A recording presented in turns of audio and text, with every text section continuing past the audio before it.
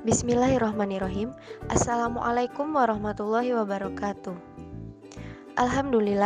Alhamdulillahirabbil alamin. Assalatu wassalamu ala asrofil anbiya'i wal mursalin wa ala alihi wassahbihi ajmain. Amma ba'du. Puji syukur kehadirat Allah Subhanahu wa taala yang telah memberikan rahmat, hidayah serta inayah sehingga kita bisa berkumpul dalam kelas online Matematika Keislaman dengan keadaan sehat walafiat. Amin. Sholawat beserta salam tidak lupa dan tidak putus-putusnya kita curahkan kepada junjungan kita Nabi Agung Nabi besar Muhammad sallallahu alaihi wasallam yang telah membawa kita dari zaman jahiliyah menuju zaman Islamiyah seperti yang kita rasakan pada hari ini.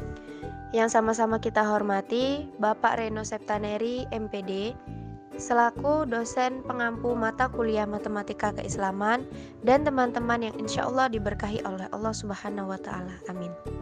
Baiklah, langsung saja kami dari kelompok 4 akan mempresentasikan makalah kami yang berjudul Aljabar dalam Perspektif Islam. Sebelumnya saya akan memperkenalkan kelompok kami terlebih dahulu. Pertama saya Afra Yuni Nur Cahyanti, Mirna Agustin, dan Egi Laila. Materi yang pertama akan dibacakan oleh Mirna Agustin. Kepadanya dipersilahkan. Baiklah, di sini saya akan menjelaskan tentang pengertian aljabar. Aljabar berasal dari bahasa Arab yaitu aljabar yang berarti pertemuan, hubungan, atau perampungan. Menurut Watson, aljabar adalah cara kita menyatakan generalisasi tentang bilangan, kuantitas, relasi, dan fungsi. Menurut Nur Handayani, aljabar adalah cabang matematika yang mempelajari struktur, hubungan, dan kuantitas. Untuk mempelajari hal-hal ini, dalam aljabar digunakan simbol, biasanya berupa huruf, untuk mempresentasikan bilangan secara umum sebagai sarana penyederhanaan dan alat bantu untuk memecahkan masalah. Berdasarkan uraian di atas, maka pengertian aljabar adalah materi pembelajaran yang mempelajari struktur, hubungan, dan kuantitas yang biasanya disimbolkan untuk memecahkan permasalahan. B. Asal-usul aljabar. Asal mula aljabar dapat ditelusuri berasal dari Babilonia kuno yang mengembangkan sistem matematika yang cukup rumit. Dengan hal ini, mereka mampu menghitung dalam cara yang mirip dengan aljabar sekarang ini. Dengan menggunakan sistem ini, mereka mampu mengaplikasikan rumus dan menghitung solusi untuk nilai yang tak diketahui untuk kelas masalah yang biasanya dipecahkan dengan menggunakan persamaan linier, persamaan kuadrat, dan persamaan linier tak tentu. Matematikawan Yunani di zaman Helenisme, Diopantus secara tradisional dikenal sebagai bapak aljabar. Walaupun sampai sekarang masih diperdebatkan, tetapi ilmuwan yang bernama R. Rashid dan Angela Armstrong dalam karyanya bertajuk The Development of Arabic Mathematics menegaskan bahwa aljabar karya Al-Khawarizmi memiliki perbedaan yang signifikan dibanding karya Diopantus yang kerap disebut-sebut sebagai penemu aljabar. Dalam pandangan ilmuwan itu, karya Al-Khawarizmi jauh lebih baik dibanding karya Diopantus. Ilmu pengetahuan aljabar sendiri sebenarnya merupakan penyempurnaan terhadap pengetahuan yang telah dicapai oleh bangsa Mesir dan Babilonia.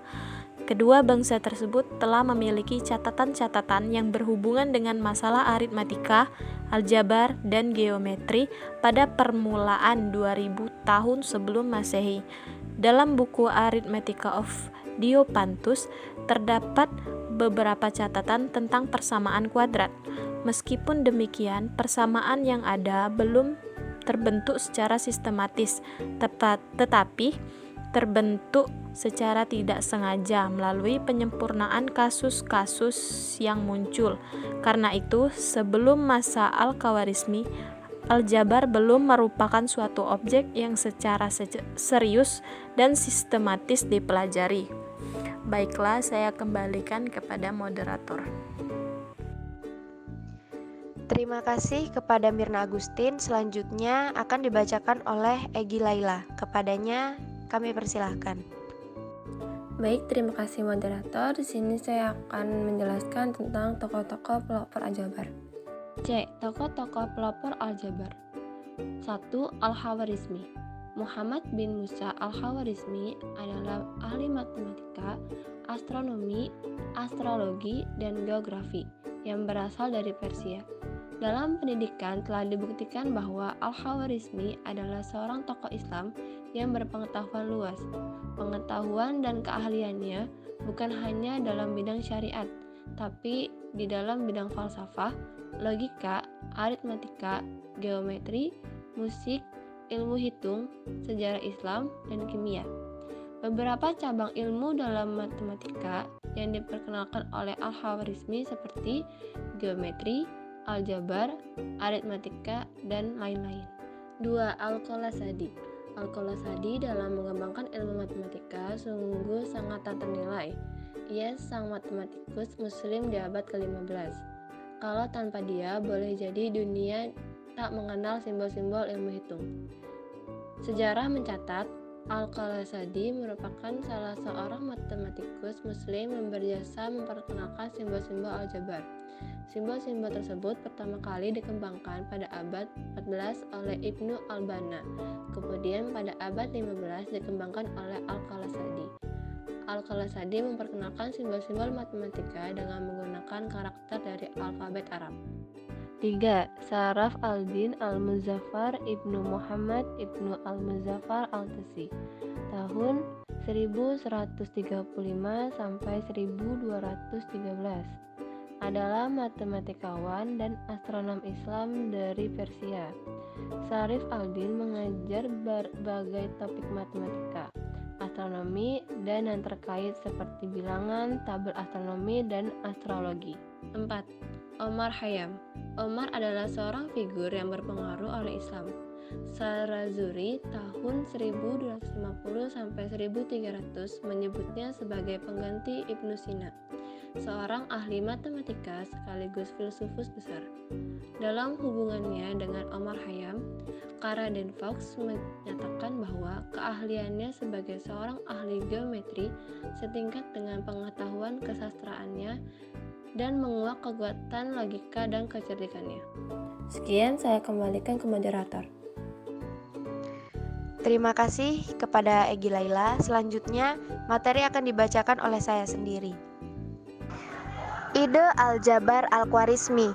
Al-Khwarizmi merupakan tokoh yang mencetuskan ide konsep aljabar untuk pertama kalinya.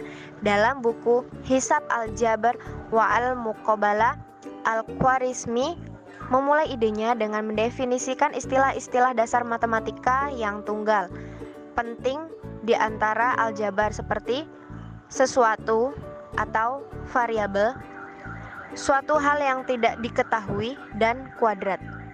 Setelah itu, ia akan membawanya ke dalam 6 bentuk persamaan. AX kuadrat sama dengan BX, AX kuadrat sama dengan C, BX sama dengan C, AX kuadrat plus BX sama dengan C, AX kuadrat plus C sama dengan BX, AX kuadrat sama dengan BX plus C. Dari ke-6 bentuk tersebut, kemudian diubah ke 3 bentuk kanonik. X kuadrat plus PX sama dengan Q, X kuadrat plus PX plus Q, X kuadrat plus Q sama dengan PX. Dari bentuk inilah Al-Khwarizmi memberikan syarat bahwa tidak mungkin memiliki solusi dalam himpunan bilangan rasional positif untuk Q lebih besar dari P/2 kuadrat. Contoh solusi aljabar bentuk kanonik menurut Al-Khwarizmi, X kuadrat sama dengan PX plus Q.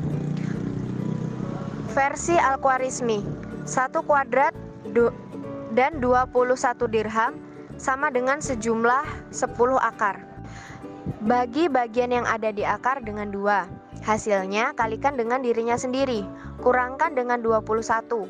Lalu hasil tersebut diakar sehingga hasilnya 2.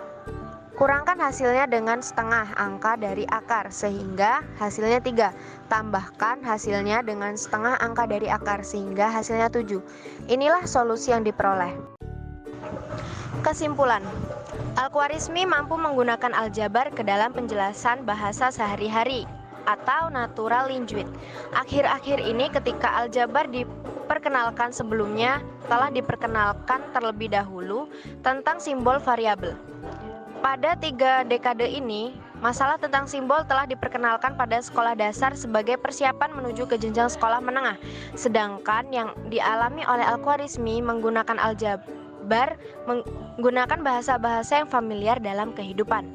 Sehingga ketika aljabar dijelaskan dengan menggunakan sistem yang familiar atau natural language, maka akan lebih mudah dipahami daripada menggunakan sistem yang tidak dikenal. Al-Khwarizmi mampu menggambarkan idenya melalui geometri yang diadaptasi dari Yunani untuk menyelesaikan sistem persamaan kuadrat. Bentuk-bentuk kanonik yang sudah dijelaskan pada bagian sebelumnya mampu didemonstrasikan oleh Al-Khwarizmi dalam bentuk geometri, sehingga terdapat kaitan antara geometri dan aljabar. Jika pendidik mengetahui konsep ini, pendidik dapat memiliki variasi cara mengajar agar sesuai dengan kapasitas peserta didiknya. Dari konsep inilah, aljabar dapat dilakukan melalui pendekatan secara konkret atau gambar, tidak hanya secara abstrak. Baiklah, itulah tadi hasil presentasi dari kelompok kami. Apabila kami ada kurangnya atau ada salah, itu berasal dari kami sendiri. Dan apabila ada benarnya atau kelebihannya, itu semua berasal dari Allah Subhanahu wa Ta'ala. Apabila kami terdapat tutur kata yang salah, kami mohon maaf. Dan kepada Allah, mari sama-sama kita mohon ampun. Saya akhiri. Wassalamualaikum warahmatullahi wabarakatuh.